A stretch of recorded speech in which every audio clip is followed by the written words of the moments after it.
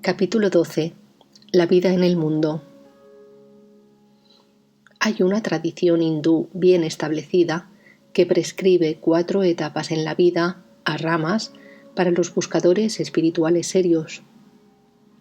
1. Brahmacharya, estudio en celibato. Un largo periodo de estudio de las escrituras antes del matrimonio, usualmente en una institución que se especializa en la erudición védica. 2. Grihastha, matrimonio y familia. A la conclusión de sus estudios se espera que el aspirante se case y desempeñe sus negocios y deberes hogareños concienzudamente, pero sin apego hacia ellos. 3. Vanaprastha, retiro en el bosque. Cuando se han cumplido todas las obligaciones familiares, lo cual usualmente significa cuando se han casado los hijos.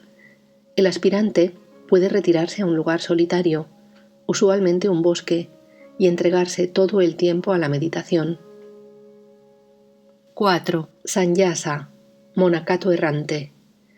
En la etapa final, el buscador se desprende del mundo completamente y deviene un monje mendicante errante. No teniendo ningún vínculo material, social o financiero, el sannyasi ha desechado teóricamente todos los apegos que previamente impedían su progreso hacia la realización del sí mismo. Esta estructura antigua y venerada sostenía la creencia india común de que era necesario abandonar a la familia y adoptar una vida meditativa de ascetismo en celibato si uno estaba seriamente interesado en realizar el sí mismo. El Sri Ramana era preguntado sobre esta creencia muchas veces, pero siempre se negaba a respaldarla. Se negaba consistentemente a dar a sus devotos permiso para abandonar sus responsabilidades mundanales en favor de una vida meditativa, y siempre insistía en que la realización era igualmente accesible para todos, independientemente de sus circunstancias físicas. En lugar de aconsejar la renuncia física, decía a todos sus devotos que sería espiritualmente más productivo para ellos desempeñar sus deberes y obligaciones normales con una conciencia de que no hay ningún yo individual cumpliendo o aceptando ninguna responsabilidad por los actos que el cuerpo lleva a cabo. Creía firmemente que la actitud mental tiene una incidencia mucho mayor sobre el progreso espiritual que las circunstancias físicas y desanimaba persistentemente a todos los interlocutores que sentían que una manipulación de sus condiciones exteriores, por muy pequeña que fuera, sería espiritualmente beneficiosa.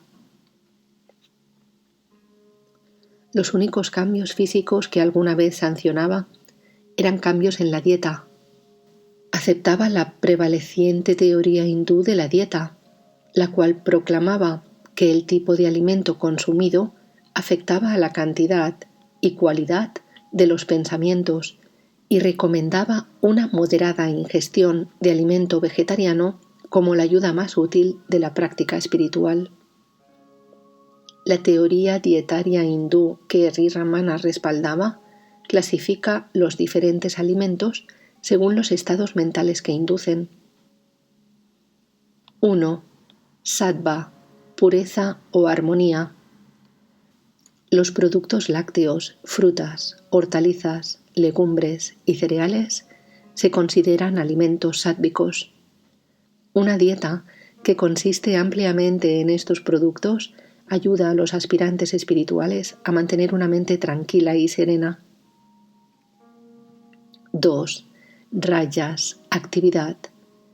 Los alimentos rajásicos incluyen la carne, el pescado y alimentos con especias picantes tales como pimienta, cebollas y ajos. La ingestión de estos alimentos resulta en una mente sobreactivada. 3. Tamas, torpor. Los alimentos añejos, rancios o que son producto de un proceso de fermentación se clasifican como tamásicos. La consumición de estos alimentos conduce a estados de mente apatéticos y tórpidos que obnubilan el discernimiento. Pregunta: yo tengo una buena inclinación a darme de baja del servicio y permanecer constantemente con el Sri Bhagavan. Respuesta: Bhagavan está siempre con usted, en usted y usted es usted mismo Bhagavan. Para realizar esto, no es necesario abandonar su trabajo ni tampoco huir de su casa. La renuncia no implica el despojamiento visible de las costumbres, los lazos familiares, el hogar, etc., sino la renuncia de los deseos, de la afección y del apego. No hay ninguna necesidad de abandonar su trabajo, solamente abandónese usted mismo a Dios, el cargador del fardo de todos. El que renuncia a los deseos en realidad se funde en el mundo y expande su amor a todo el universo. La expansión del amor y de la afección será una condición mucho mejor para un verdadero devoto de Dios que la renunciación, pues el que renuncia a los lazos inmediatos en realidad extiende los lazos de afección y de amor a un mundo mucho más amplio, más allá de las fronteras de casta, credo y raza. Un sannyasi que aparentemente desecha sus vestidos y deja su casa no lo hace por aversión hacia sus relaciones inmediatas, sino debido a la expansión de su amor hacia los demás a su alrededor. Cuando esta expansión llega, uno no siente que esté huyendo de casa. En lugar de ello, uno se cae de ella como un fruto maduro de un árbol. Hasta entonces sería una necedad dejar la casa o el trabajo de uno. Pregunta: ¿cómo encaja un grihasta responsable de un hogar en un esquema de moksha, liberación? ¿No debe de venir necesariamente un mendicante a fin de alcanzar la liberación? Respuesta: ¿por qué piensa que usted es un grihasta? Pensamientos similares de que usted es un sannyasi, monje errante, le obsesionarán a usted, inclusive si usted se va como un sannyasi. Bien sea que usted continúe en el hogar, o bien sea que usted renuncie a él y se vaya al bosque, su mente le obsesiona a usted. El ego es la fuente del pensamiento, crea el cuerpo y el mundo, le hace pensar que usted es el grihasta. Si usted renuncia, el ego solamente sustituirá el pensamiento de grihasta por el de sannyasa y el entorno del hogar por el del bosque. Pero los obstáculos mentales están siempre aquí para usted, inclusive aumentarán grandemente en los nuevos parajes. No es de ninguna ayuda cambiar de paisaje. El único obstáculo es la mente y debe ser rebasado, bien sea en el hogar o en el bosque. Si usted puede hacerlo en el bosque, ¿por qué no en casa? Por lo tanto, ¿por qué cambiar el paisaje? Sus esfuerzos pueden hacerse ahora, cualquiera que sea el entorno. Pregunta: ¿es posible gozar del samadhi, conciencia de la realidad, mientras está ocupado en el trabajo, en el mundo? Respuesta: el sentimiento yo trabajo es el obstáculo. Pregúntese a usted mismo quién trabaja. Recuerde quién es usted. Entonces el trabajo no le atará, continuará automáticamente. No haga ningún esfuerzo, ni para trabajar, ni para renunciar. Es su esfuerzo el que es la esclavitud. Lo que está destinado a acontecer, acontecerá. Si usted está destinado a no trabajar, no tendrá trabajo, inclusive si usted se obsesiona por él. Si usted está destinado a trabajar, usted no podrá evitarlo y estará forzado a entregarse a él. Así pues, Déjelo al poder más alto. Usted no puede renunciar o retener nada a su gusto. Pregunta. Bhagavan dijo ayer que mientras uno está entregado a la búsqueda de Dios dentro, el trabajo exterior continuará automáticamente. En la vida de Sri Chaitanya se dice que durante sus charlas a los estudiantes, él estaba en realidad buscando a Krishna dentro y que se olvidaba de todo sobre su cuerpo y continuaba hablando de Krishna solamente. Esto suscita una duda en cuanto a si el trabajo puede dejarse a sí mismo tranquilamente. ¿No debe uno mantener parte de su atención sobre el trabajo físico? Respuesta. El sí mismo es todo. ¿Es usted aparte del sí mismo? ¿O puede el trabajo continuar sin el sí mismo? El sí mismo es universal, de modo que todas las acciones continuarán, bien sea que usted se esfuerce en entregarse a ellas, o bien sea que no. El trabajo continuará por sí solo. Así, Krishna le dijo a Arjuna que no se perturbara por matar a los Kauravas, debido a que para Dios estaban ya muertos. No le correspondía a él decidir, obrar y lamentarse por ello, sino sólo permitir que su propia naturaleza efectuara la voluntad del poder más alto. Pregunta. ¿Pero el trabajo puede sufrir si no estoy atento a él? Respuesta. Atender al sí mismo significa atender al trabajo. Debido a que usted se identifica a usted mismo con el cuerpo, usted piensa que el trabajo es hecho por usted. Pero el cuerpo y sus actividades, incluyendo ese trabajo, no son aparte del sí mismo. ¿Qué importa si usted atiende el trabajo o no? Cuando usted camina de un lugar a otro, usted no está pendiente de los pasos que da, y sin embargo, usted se encuentra usted mismo después de un tiempo en su meta. Usted ve cómo el asunto de caminar continúa solo sin que usted esté pendiente de él. Así ocurre también con los demás tipos de trabajo. Pregunta.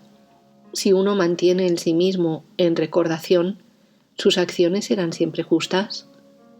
Respuesta. Deben serlo. Sin embargo, una tal persona no se preocupa de la justicia o injusticia de las acciones. Sus acciones son de Dios y por lo tanto justas. Pregunta. ¿Cómo puede mi mente estar en quietud si tengo que usarla más que otras gentes?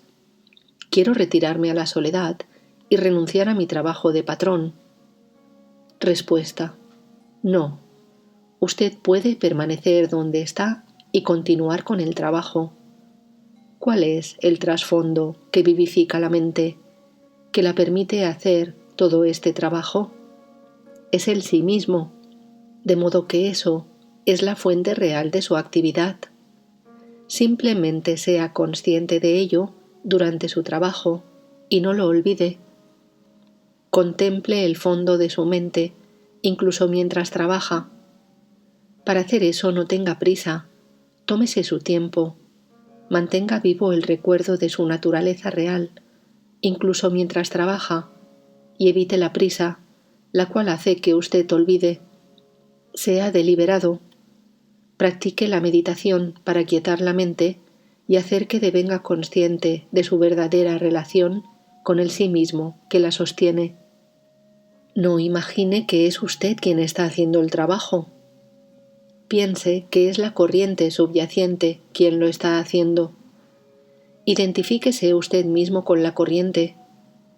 Si usted trabaja sin precipitación, recordándose a sí mismo, su trabajo o servicio no será un obstáculo. Pregunta. En las primeras etapas, ¿no sería una ayuda para un hombre buscar la soledad y abandonar sus deberes exteriores en la vida? Respuesta. La renunciación está siempre en la mente, no en ir a los bosques o a lugares solitarios o en abandonar los deberes de uno. La cosa principal es ver que la mente no se vuelva hacia afuera, sino hacia adentro. No depende de un hombre si va a este lugar o a aquel, o si abandona sus deberes o no. Todos estos aconteceres ocurren de acuerdo con el destino. Todas las actividades por las cuales el cuerpo tiene que pasar se determinan cuando llega a la existencia. No depende de usted aceptarlas o rechazarlas. La única libertad que usted tiene es volver su mente hacia adentro y renunciar a las actividades ahí. Pregunta: ¿pero no es posible que algo sea una ayuda, especialmente para un principiante, como una cerca alrededor de un árbol joven?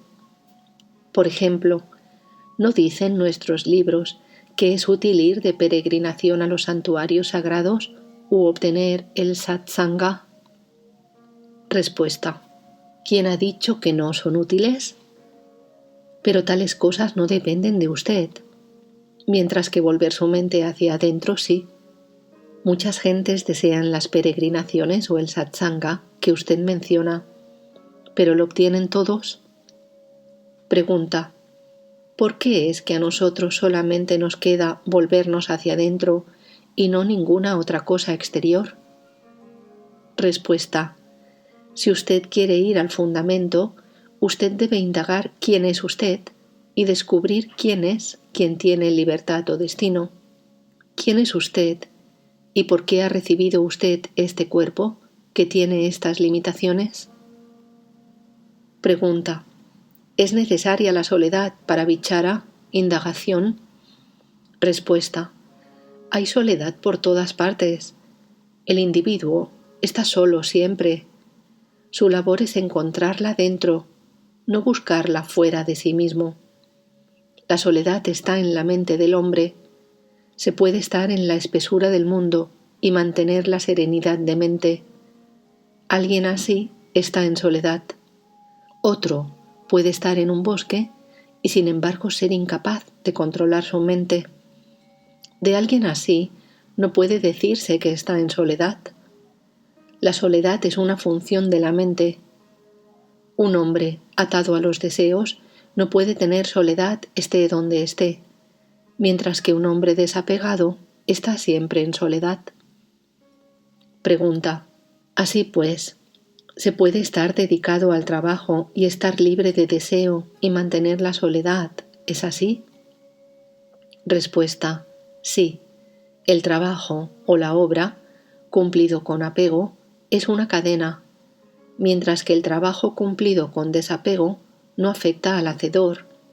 El que trabaja así, aunque esté trabajando, está en soledad. Pregunta: ¿nuestra vida de cada día no es compatible con tales esfuerzos? Respuesta: ¿por qué piensa usted que usted es activo? Tome el ejemplo grosero de su venida aquí.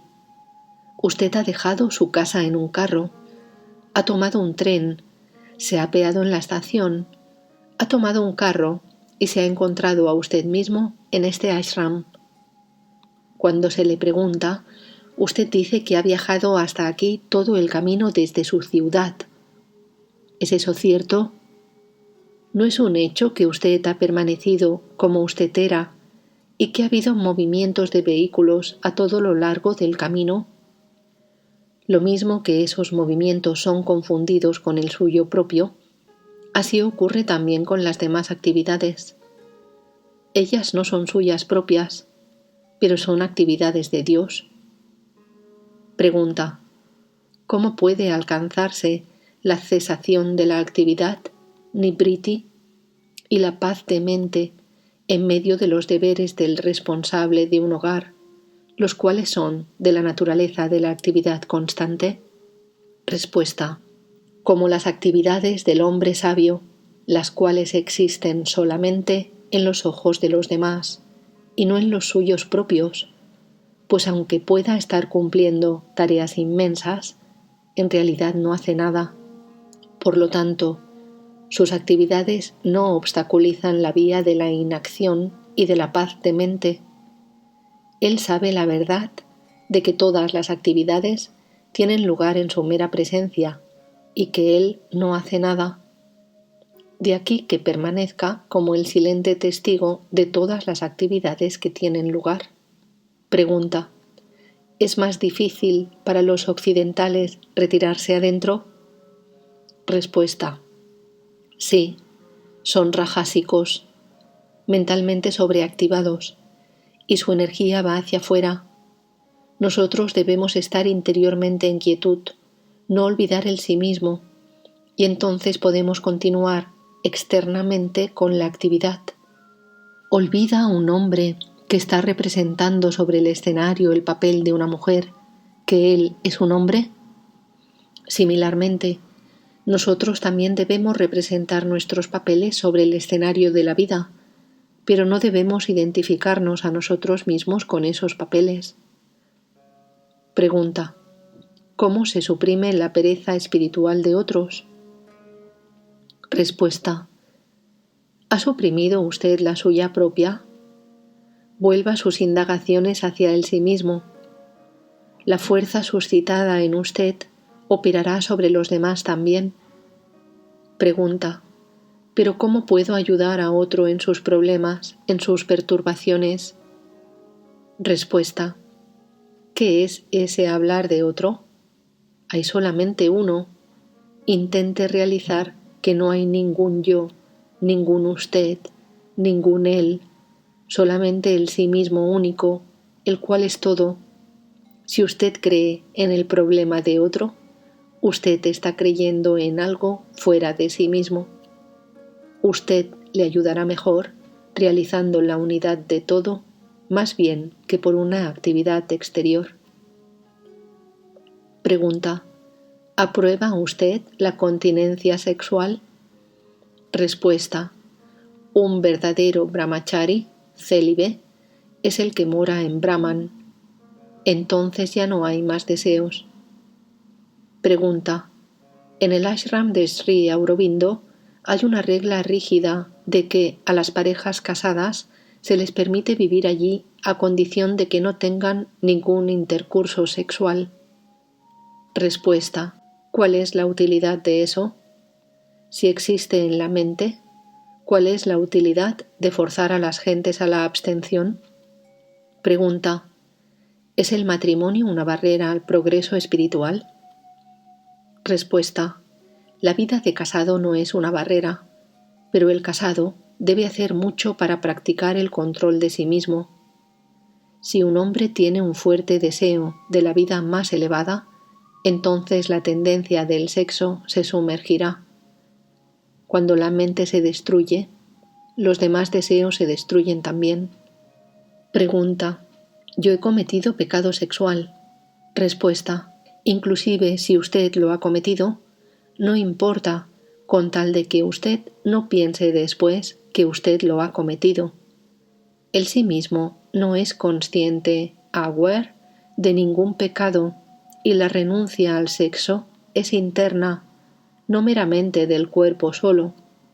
Pregunta: a mí me pierde la visión de los pechos de una mujer vecina y a menudo estoy tentado de cometer adulterio con ella. ¿Qué debo hacer? Respuesta: usted es siempre puro. Son sus sentidos y su cuerpo los que le tientan a usted y los que usted confunde con su sí mismo real. Así pues, primero, sepa quién es tentado y quién está ahí para tentar. Pero inclusive, si usted comete adulterio, no piense sobre ello después, debido a que usted es siempre puro. Usted no es el pecador. Pregunta: ¿cómo desarraigamos nuestra idea del sexo? Respuesta: desraizando la falsa idea de que el cuerpo es el sí mismo. No hay ningún sexo en el sí mismo. Sea el sí mismo, y entonces usted no tendrá ninguno de los trastornos del sexo. Pregunta: ¿puede el ayuno curar el deseo sexual? Respuesta: sí, pero es pasajero. El ayuno mental es la ayuda real. El ayuno no es un fin en sí mismo. Debe haber desarrollo espiritual a la par. El ayuno completo hace a la mente demasiado débil. La indagación espiritual debe mantenerse íntegra a través de un ayuno si es que ha de ser beneficioso espiritualmente.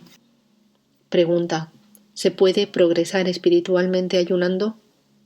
Respuesta: el ayuno debe ser principalmente mental, abstención de los pensamientos.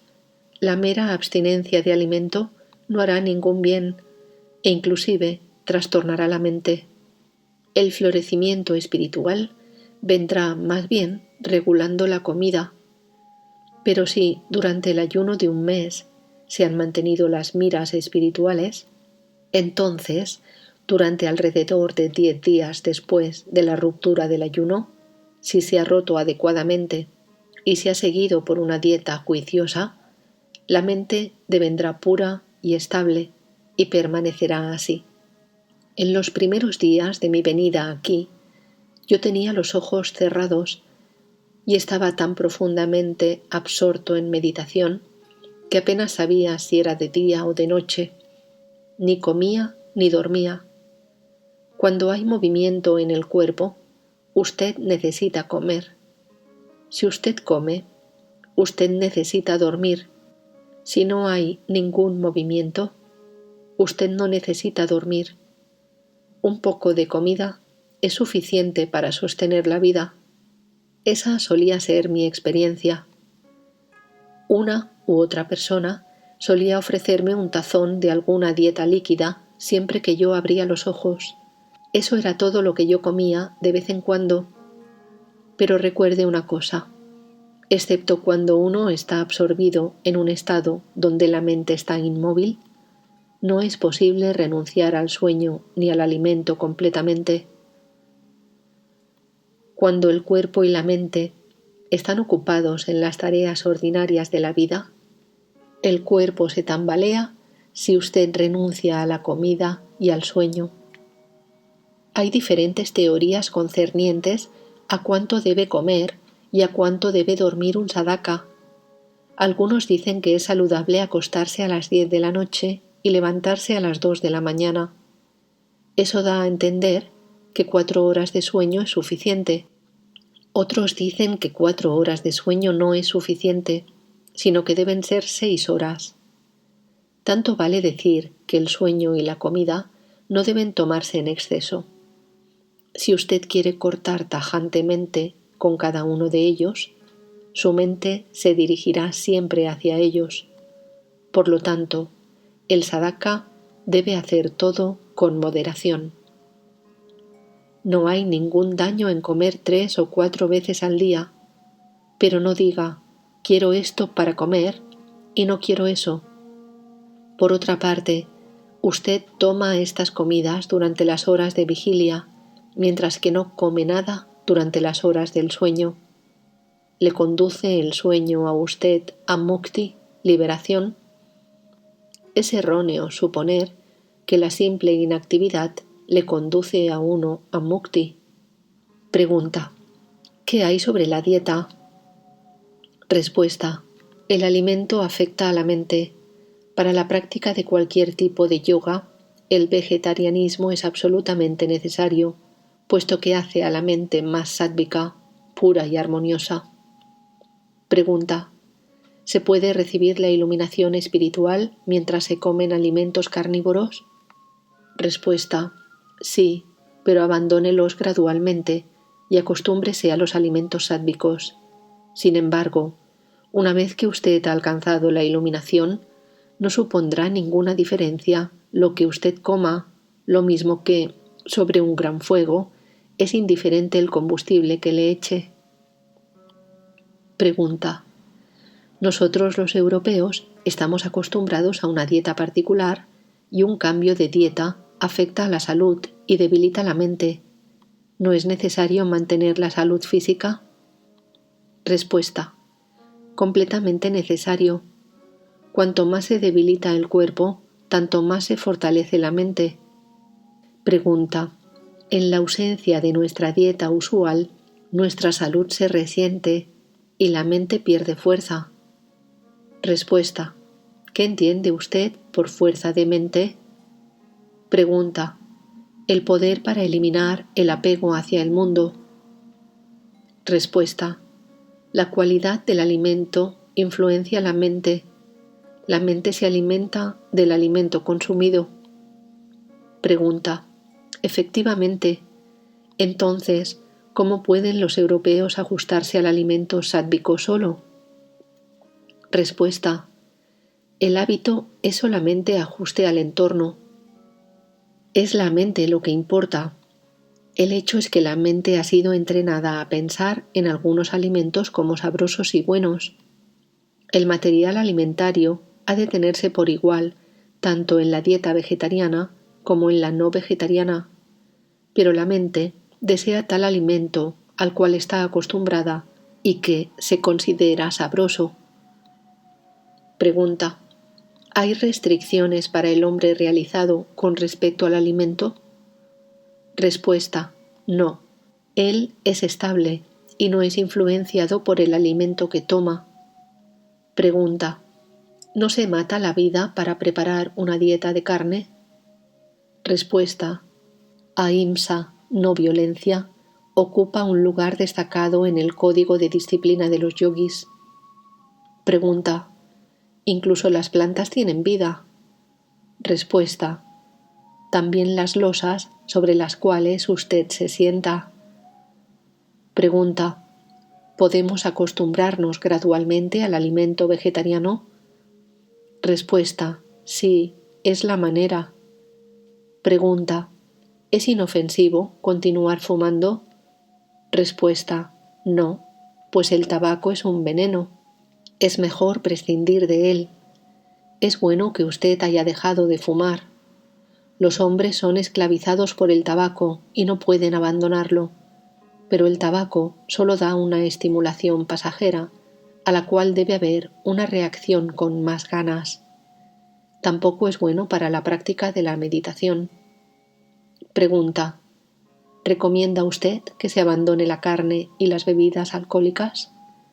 Respuesta: es aconsejable abandonarlas debido a que esta abstención es una ayuda útil para los principiantes. La dificultad de abandonarlas no reside en que sean realmente necesarias, sino meramente en que nosotros las apreciamos debido a la costumbre y al hábito de ellas. Pregunta: hablando en general, ¿cuáles son las reglas de conducta que un aspirante debe seguir? Respuesta: moderación en la comida, moderación en el sueño y moderación en el habla.